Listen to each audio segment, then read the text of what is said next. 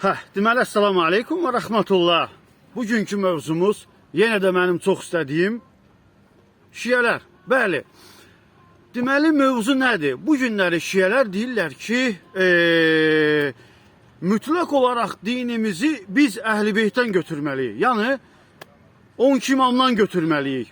Baxın, amma halbuki o 12 imamın heç bir kitabı yoxdur. O 12 imamın tələbələri olmuşdu. Bəli, tələbələri olmuşdu, bəzilərinin tələbələri olmuşdu.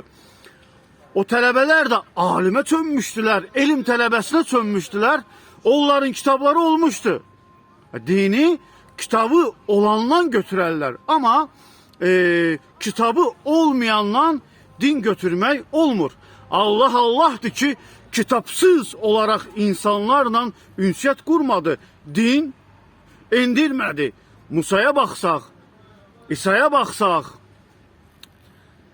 Davud Aleyhisselam baxsaq və digər peyğəmbərlərə baxsaq, ən azı sühüf, vərəqlər göndərmişdi, kitablar göndərmişdi, səhifələr göndərmişdi. Yəni, bu günləri şiyələr bizə deyirlər ki, kitabı olmayan bir insanların arxasınca gedin. Olmaz. Allah'dır ki, Allah'ın dalınca getmək üçün Allah'ın sözünü həyatımıza qatıb, din olarak yaşamaktan ötürü o kitap göndermişti. Onun için kitapsız olarak bir insanın dalınıza gitmek olmaz. Yani o dediğimiz 12 imamın kitabı olmayıpsa o 12 imamın arkasınca gitmek olmaz. Çünkü kitapsız yalnız ve yalnız şeytandır. Ama kitablı olanlar ise kimdir? Peygamberler ve Allah'tır. Bəli, o imamlar kitabla getmişti, Kur'anla getmişti, Resulullah'ın sünnetiyle getmişti. Bəziləri durub deyəcək, ateistler deyir, hadis inkarçıları deyir, şiyeler deyir ve sairə olacaq insanlar deyir ki, hadisler peygamberden sonra 200 ildən sonra, 2 əsrdən sonra yazıldı. Yalan ve yalan ve yalan. Size təqdim ettiğim bu dəlillərə baxın. Peygamber vaxtında sahabelərə tələb eləyirdi. Tələb eləyirdi ki, mənim sözümü yazın. Mənim sözümü yazın, mənim sözümü yazın. Yenə də deyirəm və altından xət çəkirəm.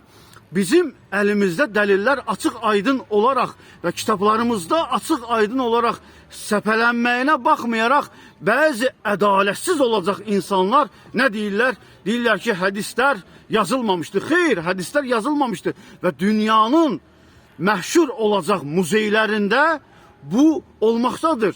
Yəni kim istəsə YouTube kanalına vursun və bəzi sosial şəbəkələrlə axtarıb tapa bilərsiniz. Tapa bilərsiniz ki, həqiqətən də 10 minlərlə nüsxələr var ki, Allah Resulunun döneminde yazılan hadisler var ki, onlar muzeydə, Türkiye'de olsun, Suriye'de olsun, Qətərdə olsun, Səudi Ərəbistan'da olsun, Özbekistan'da olsun, hətta belə İran'da olsun, o nüsxələr var. Mən sizə təqdim edəcəyim bu dəlillərə baxın ki, Allah Resulü öz sözlərini hamısını kitaba yazdırmıştır. İndi qaydıram başa. Biz bu günləri, siz bize deyirsiniz ki, 12 imamın ardınca gedin, onların ardınca gedin. Xeyr, onların kitabı olmayıb. Biz onların ardınca necə gedə bilərik?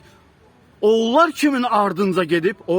12 imam kimin ardınca gedib? Allah Resulü'nün sözlərinin ardınca gedib. Kur'an'ın sözlərinin ardınca gedib. Olub bitənlər Kur'an-ı Kerim'de var. Var. Hadisler elimizde var. Allah Resulü'nden gelip çatan bize hadisler var. Var. Ve salam.